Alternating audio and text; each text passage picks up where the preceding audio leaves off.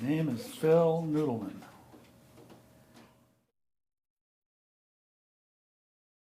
Was born in Portland, Oregon, December 13th, Friday, December 13th, 1935. Well, I do have a great uncle, or 17 times removed or whatever, that was named Philip, and for some reason they named me after him. I don't know why. And he recently passed away at almost 100. He was a cardiovascular surgeon, cardiologist and cardiovascular surgeon in Portland, and I met him for the first time about 10, 12 years ago. Wow. The first thing I remember as a child. That was a long time ago. First thing I remember as a child was playing baseball at my grade school, which was 2 blocks from my house. I don't know why I remember that. My parents were wonderful. My father, his name was Al, Albert J. Noodleman, and he went by Al or AJ, and very nice. Never saw him get mad at anything or anyone. Very sensitive, very generous. Really a great guy. My mother, Sonia. My dad was born in Portland. My mother was born in Russia, in Kiev, Russia. She came over when she was about 3 or 4, with most of the rest of her family. She was also very sweet, quiet, was not ostentatious at all, not phony, not false at all, very genuine.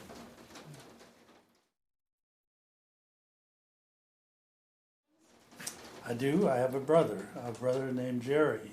Jerry lives in Portland, married to Shirley, and they have 3 kids and a variety of grandkids.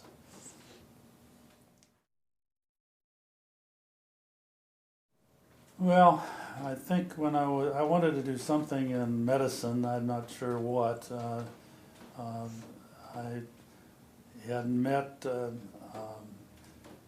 a guy who lived around the block, the father of a friend of mine who was the dean at the Oregon Medical School at that time. He was a pathologist, and I had a strong interest in blood and blood cells, as they were known at that time. It wasn't very much known at that time, but I had a very strong interest in that, and anything science and anything nature. So I was destined to go at least some form of the healthcare route. Well, I did have a lifelong friend. One particular, David Goldberg, was my total lifelong friend since the age of whatever, 2, 3, 4. David and I did everything together. We went everywhere together. We went fishing together. We went in the military together. We kind of parted as when I came up to the University of Washington, and he stayed in Portland and worked. David then got married in Chicago, where his sister lived, and was back there, the best man at his wedding.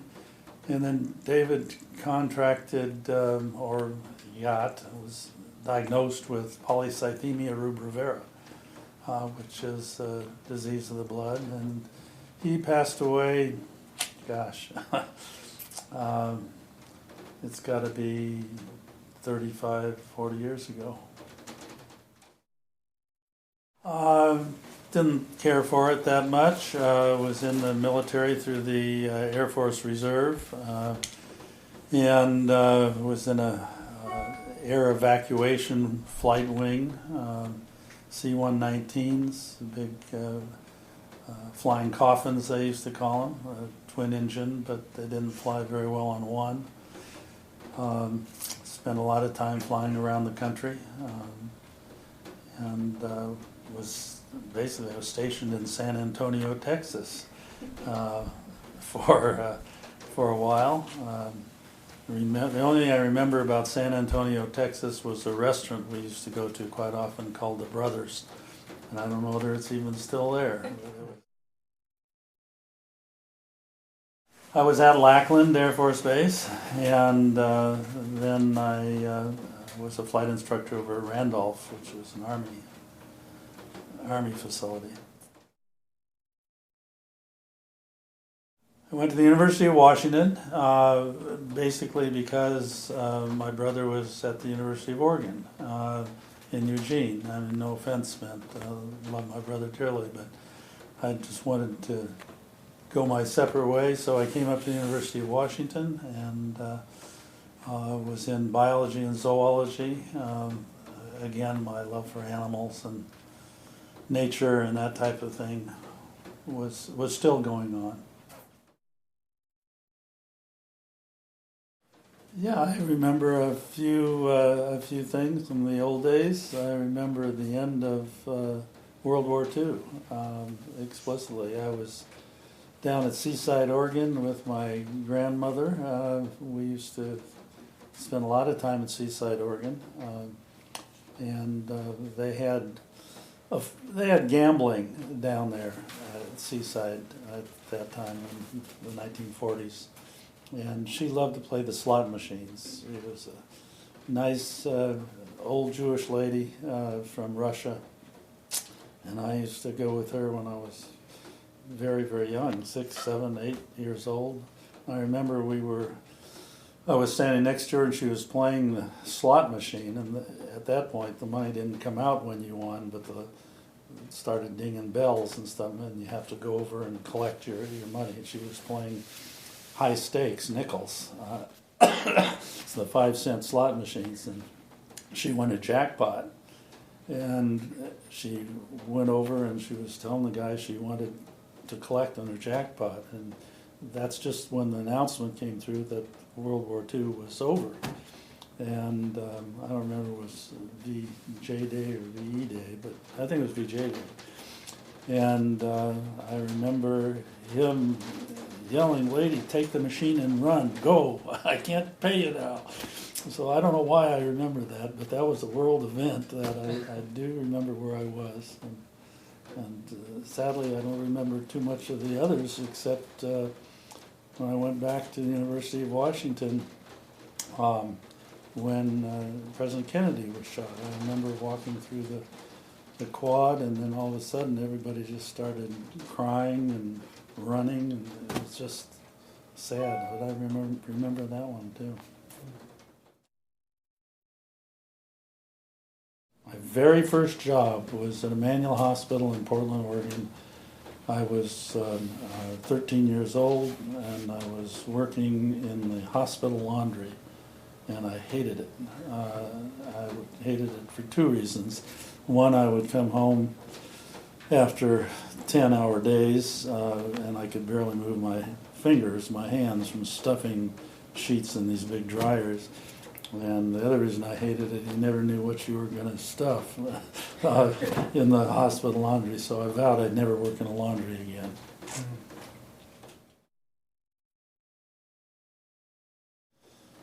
Well, how did you'll have to ask her most of that story, but I met her after I had finished college, and I was up in Seattle. I was living in Portland. I was up in Seattle, and with some friends went to sorority houses.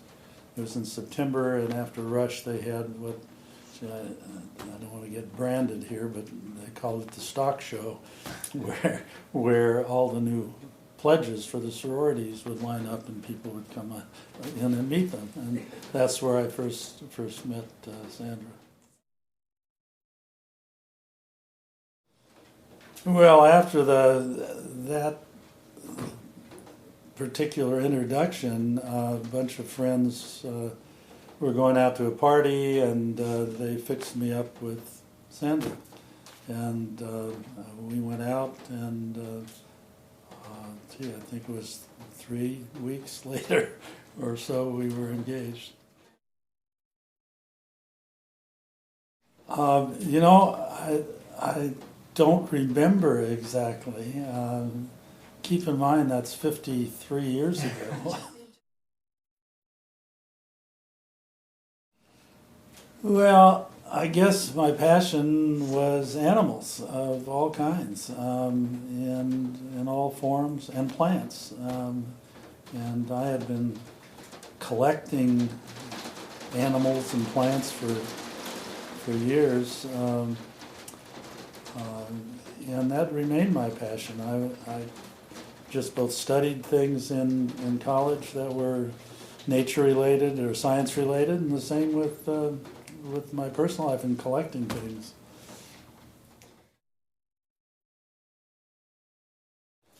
After graduation, that's when I went into the military, and after I came out of the military, I went to work for Pfizer Laboratories, and that's when Sandra and I got married, which was a short time after we got engaged.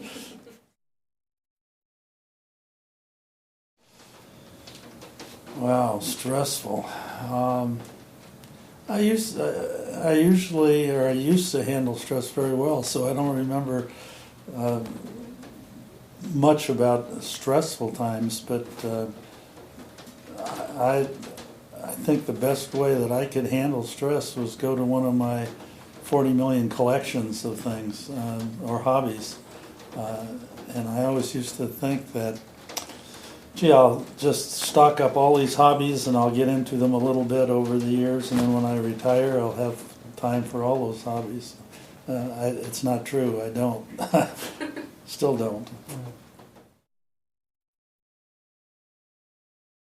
Have 2 boys, Mitchell and Mark. Mitchell Eric and Mark Ronald. They're both wonderful, successful, married. Mark is married, or Mitchell, I guess I should start with the older one, is married to Sherry. Sherry, they've been married 25 years. They have 3 kids, grandkids of ours, twins, Brandon and Lauren, 23, and Michaela, 16, just about 16, I think, in the next week.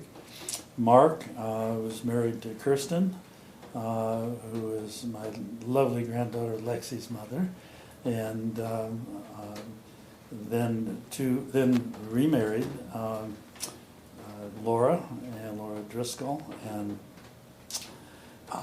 Laura Driscoll Cam, I guess I should say, and there are 2 daughters there that were Laura's daughters, real sweethearts, blonde, tall, nice, wonderful.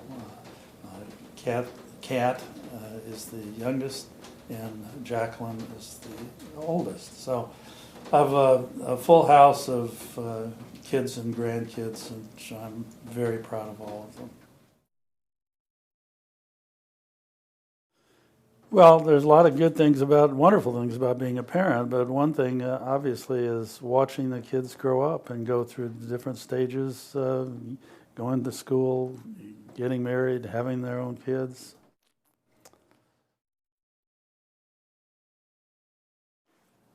Well, there's a lot of them. About Mitch, I vividly remember, and I'm not sure where he got it because he didn't watch huge amounts of TV, but one day we saw him go out the front door with a stick and a bandana or something with something in it and tied to the end of the stick, and he was headed over his shoulder, kind of like Andy Griffith Show, and he was walking up the street. And I went out and asked what he was doing, and he said he was running away from home. So I don't know why, and they'll never forget that one.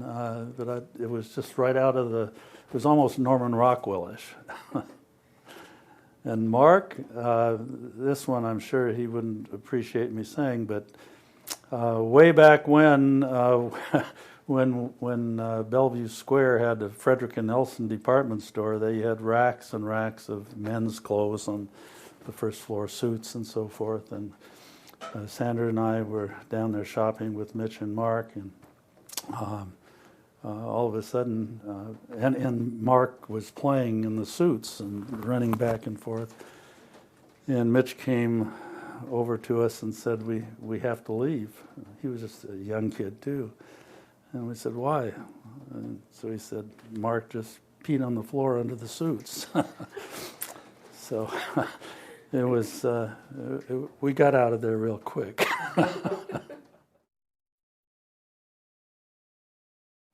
Oh, gosh. I think that I'm lucky to have a quality of awareness. I think I'm very aware of what's going on around me and what the effects of one thing might be on another. And I think I'm creative, very creative and very innovative. And work, or used to work, very hard and long. I was well known for long, long hours of work. So those, I guess you could put in the category of favorable. Unfavorable, relatively impatient. If I want something done, I would like to see it done and done right.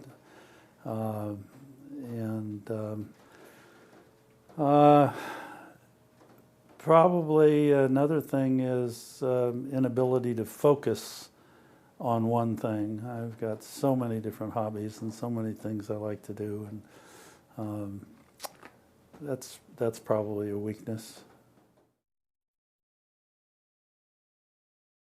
Wow, that goes back to early childhood. I've been collecting shells for, it's got to be 70 years out of 77. It started mostly with the diverse. I guess my major interest is diversity, and the diversity of shells really fascinated me, and it's been off again, on again over the years when I could or I couldn't, but over the past 15 or 20 years, I've garnered a very large scientific collection of shells. So that's been a number one hobby. Growing orchids has always been a hobby. Sandra and I were involved with together for years. Still grow orchids, and then get a horrible infestation of mealybug or scale or something that wipes out the entire greenhouse, so I have to start over again. But I still have a very, very large interest in growing orchids, mostly because of the diversity. Interest in astronomy, interest in hobbies in animals, the zoo, strong passion for the zoo and museums in general. Whenever we travel, I try to go to a natural history museum.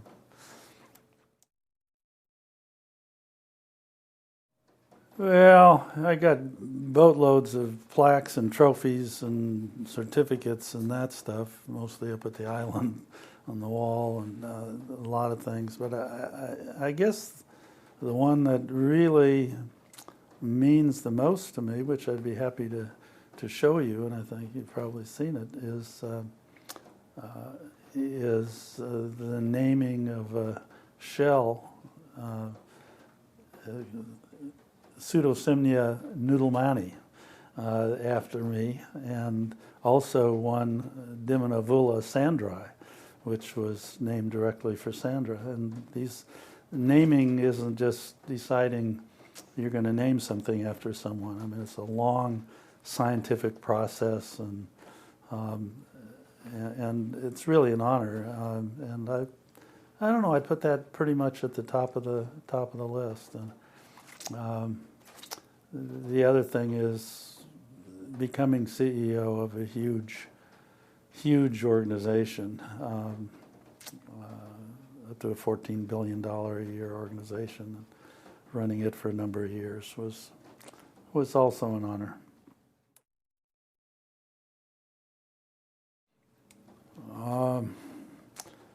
Well, probably fly to the moon. When I learned to fly, it was a passion, and I have many great memories of flying, but I always wanted to go faster and farther, and didn't even think about, when I learned to fly, never even thought about the moon. Even though I had a great interest in astronomy, also one of my many hobbies. But I think, to answer the question, a trip to the moon would be number one.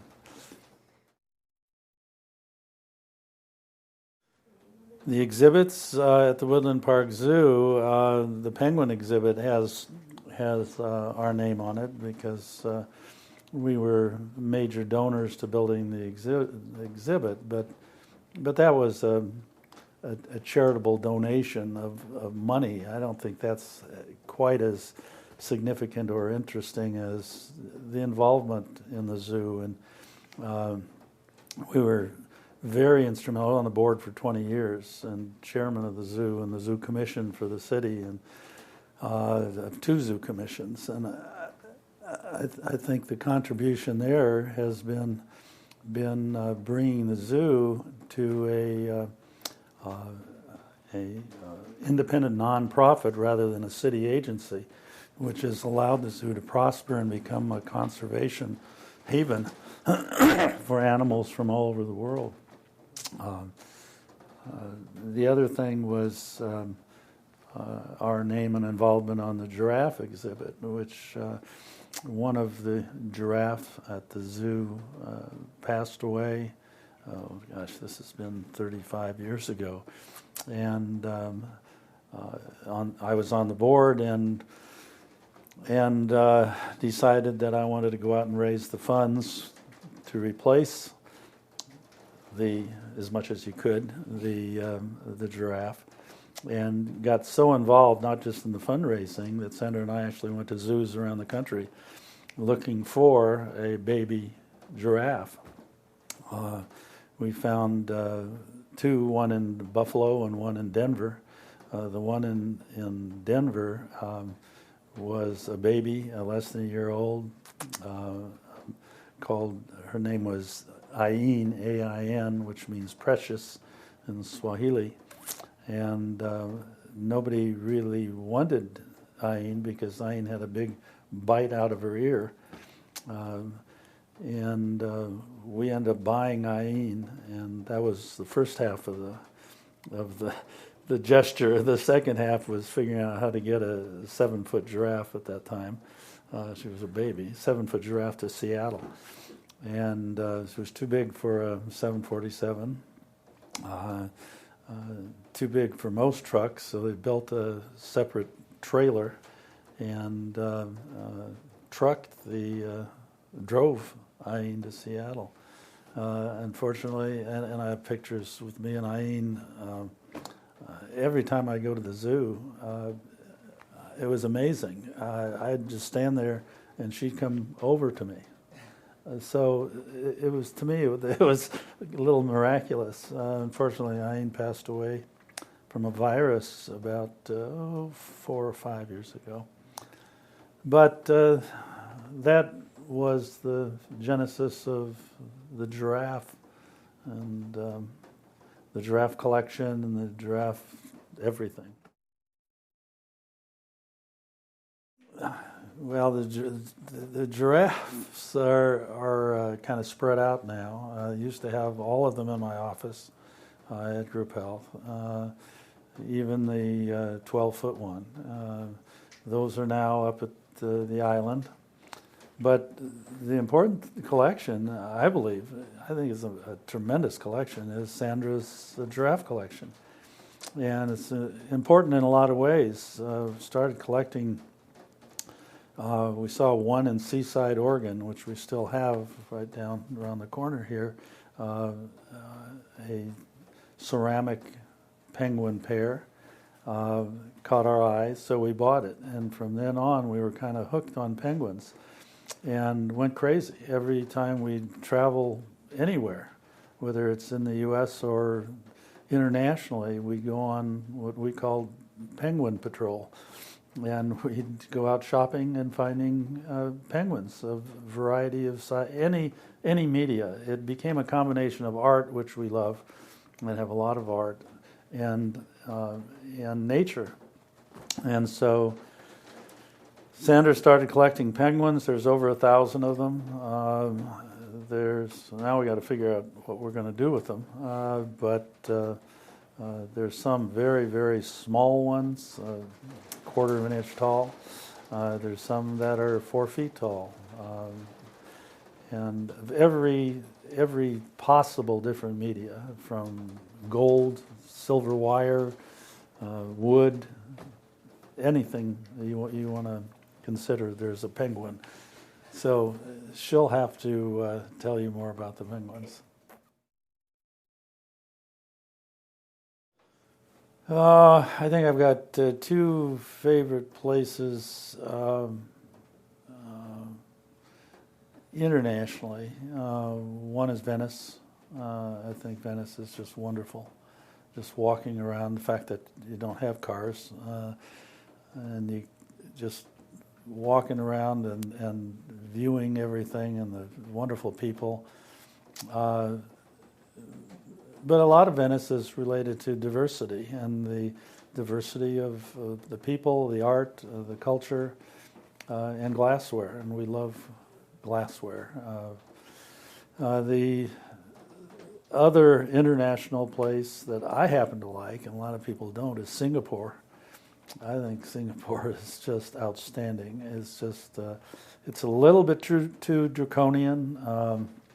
It's certainly not a police state, but it's a city state, and it's one where the mission of the city state is the betterment of the people, and they do it. I mean, you dare not flush a toilet in Singapore, a public toilet, or you don't drop a gum wrapper or whatever. My favorite story about Singapore is the first time we went there, we came in from the airport, or to the city from the airport, and the airport was just immaculate and fast, not like most of our airports. And as we were driving down this meticulously kept parkway, there was a very slight wind, and a dead palm frond dropped onto the grass on a parkway. And it seemed like 5 or 6 or more men came out of the bushes and picked up that palm frond and took it away. I mean, it's that clean. That to me signified everything about Singapore. It's so clean and so meticulous that I just loved it.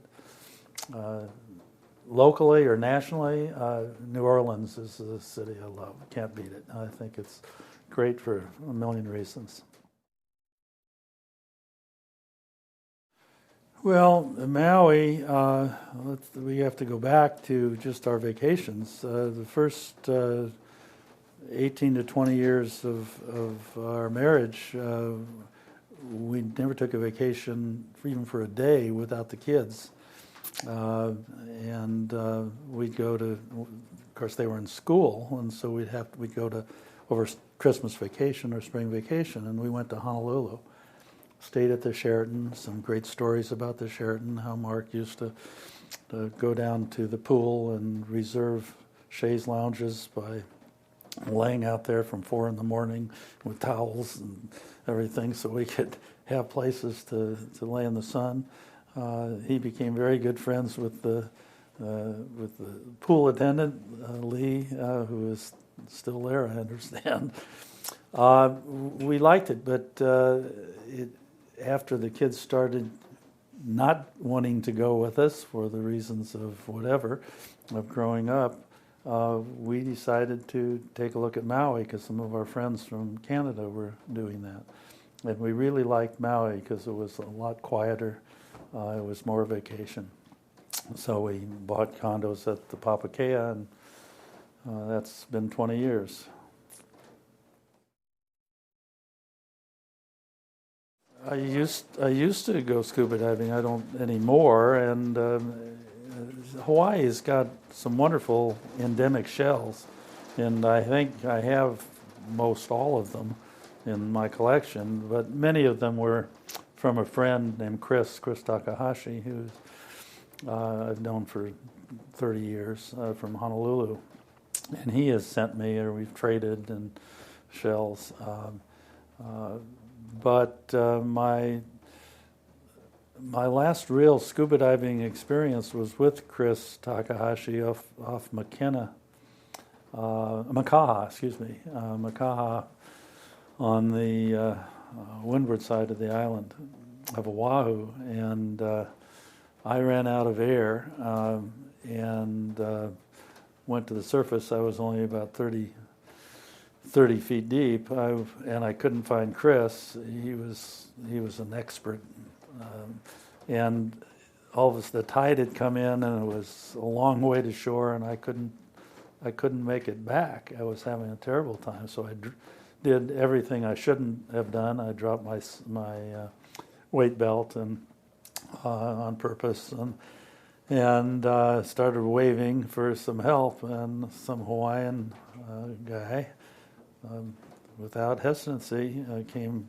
swimming out, and hauled me back, laid me out on the ground there. I was okay, and he says, "Okay, now you pay me."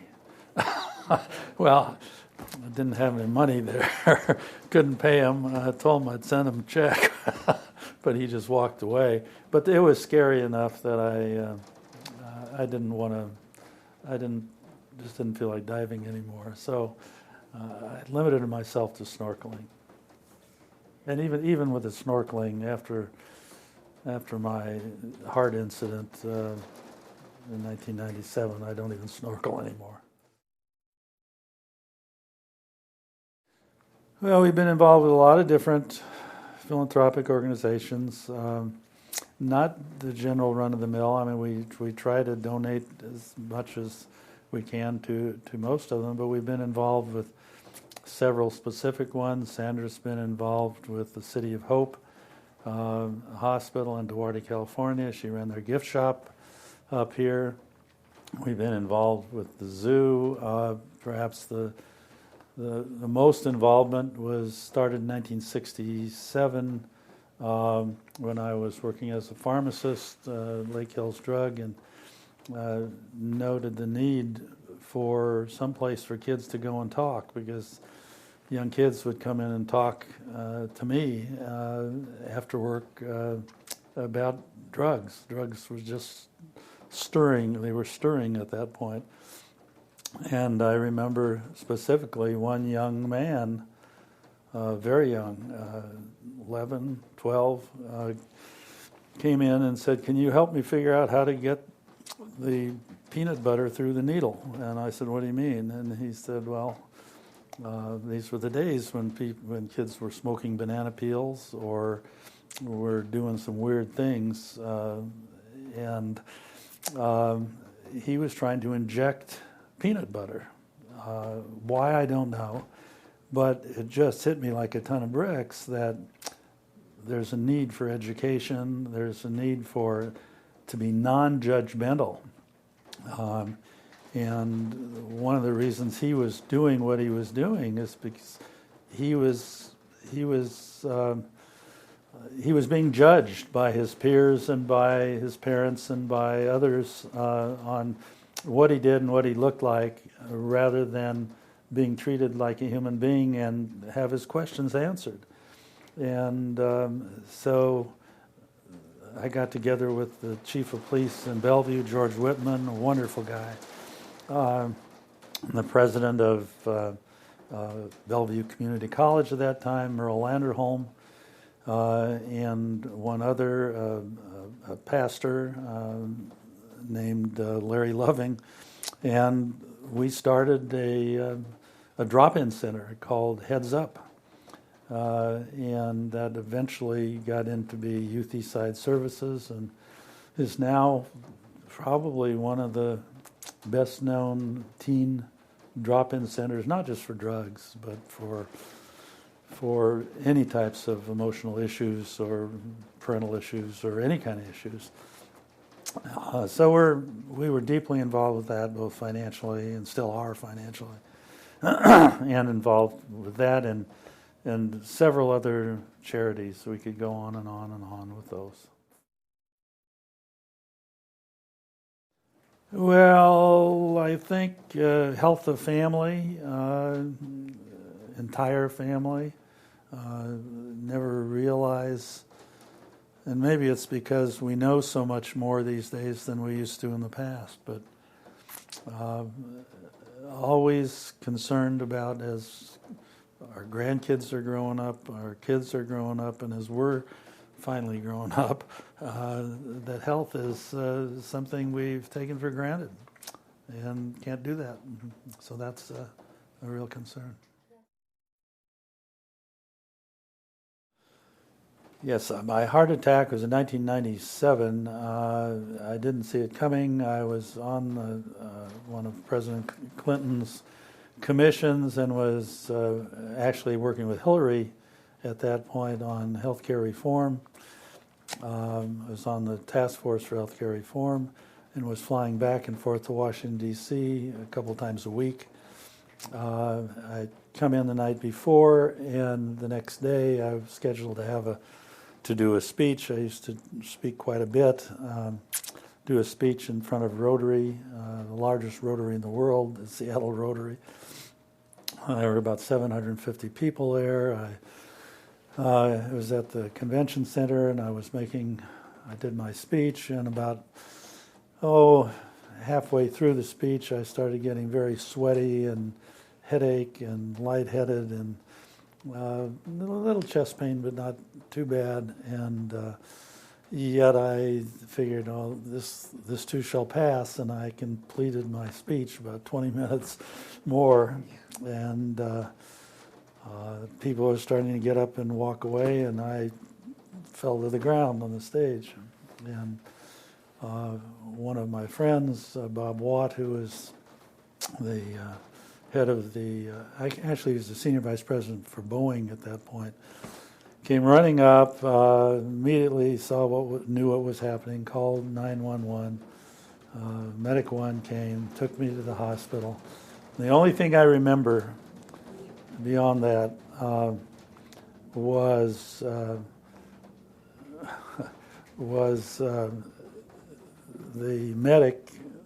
paramedic talking to the hospital, to the emergency room physician, saying, I have an X-year-old white male with an obvious heart attack. So I said, this is serious. And I don't remember anything else until surgery. So I had bypass surgery that day. The Hope was started by Dr. Lester Savage in the 50s. It's a 50-year-old organization. In 2000, I retired from Group Health. I let them know in '69 I was going to retire in a year. I served out that last year. I retired and figured I wasn't going to work.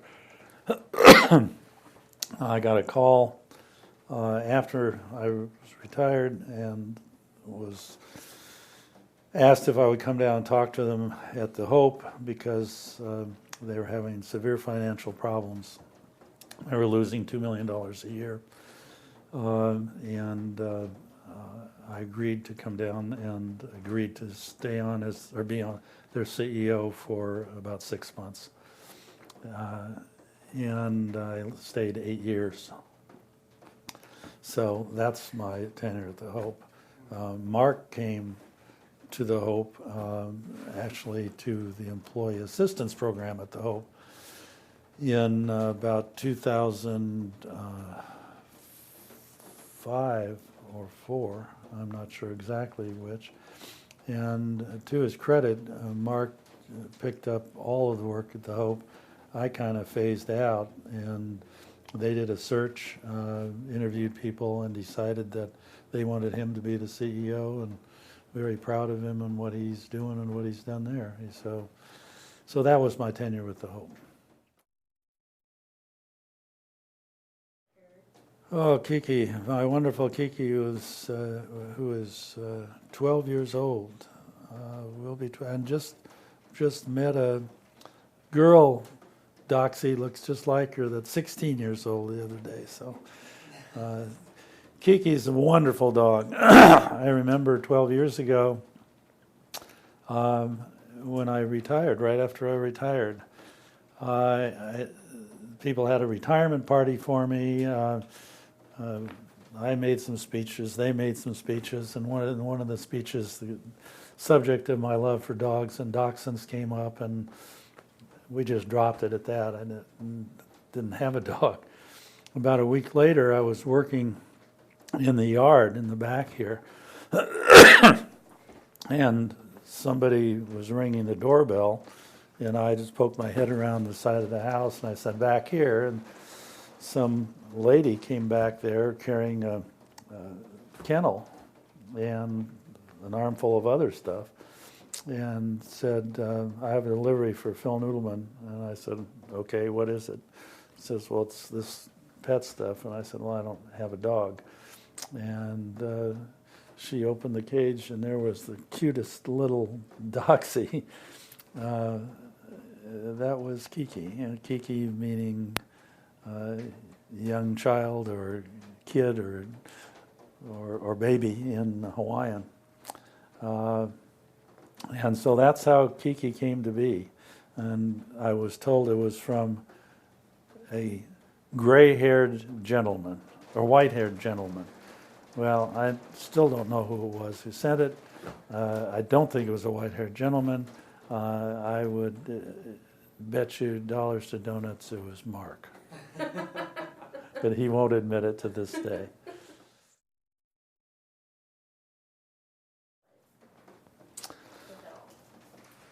Well,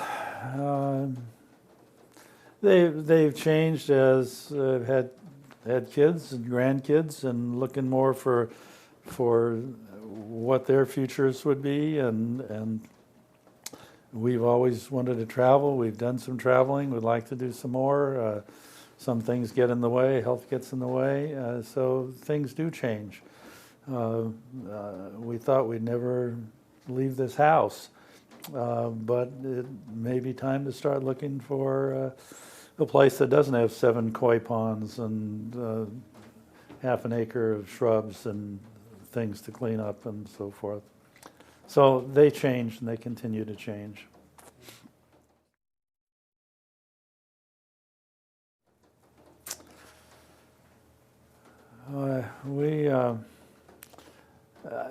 The one that keeps coming back to me, I don't know whether you call it a tradition or a family tradition or what, was Sunday dinner at Grandma Edie's, Grandpa Al's. It was just, you expected it. It was a tradition, I guess. And that's the one that just, I can't say a lot about it other than I remember those big roasts. Maybe that's what led to making French dips.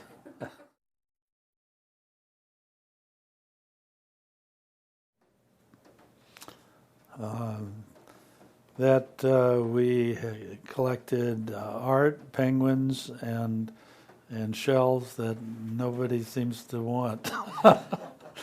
No, I just think I would just want them to remember always that we've tried to be supportive of everything they've done, and non-judgmental.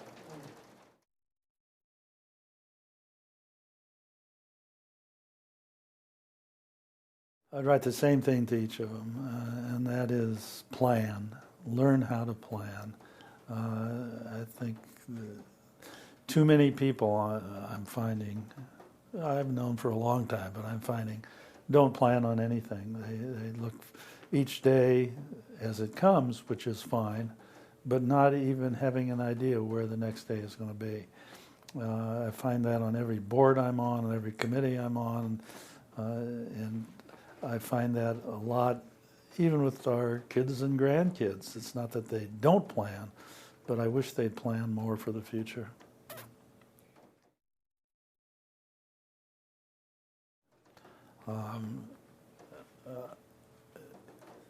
Obviously, getting married to Sandra. That, I'm trying to look at one moment. Getting married to Sandra. I mean, it's 53 years, almost 52 and a half years. And Kiki.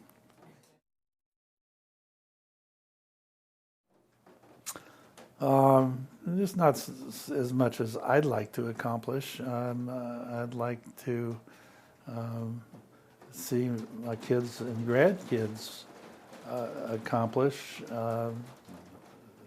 being happy. That's the toughest part of life.